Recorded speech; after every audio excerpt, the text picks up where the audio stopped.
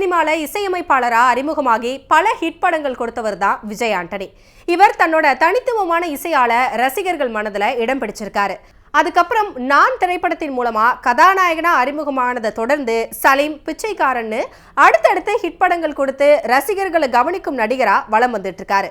இப்போ விஜய் ஆண்டனி அவரோட 25வது படமான சக்தி திருமன் படத்துல நடிச்சிருக்காரு. இந்த படம் செப்டம்பர் 19ஆம் தேதி திரைக்கு வருது.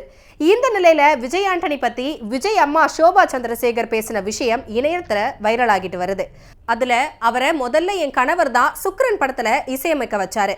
அப்போ அவருக்கு வேற ஒரு பெயர் வச்சிருந்தாரு. ஆனா என் கணவர் தான் அந்த பெயரை மாத்தி அவருக்கு விஜய் ஆண்டனி அப்படின்னு வச்சாங்கன்னு சொல்லியிருக்காங்க. என்னோட கணவர் மிகவும் ராசியானவர், அதனாலதான் விஜய் ஆண்டனி இப்போ நல்லா இருக்காரு. 25 படத்துல நடிச்சிட்டாரு.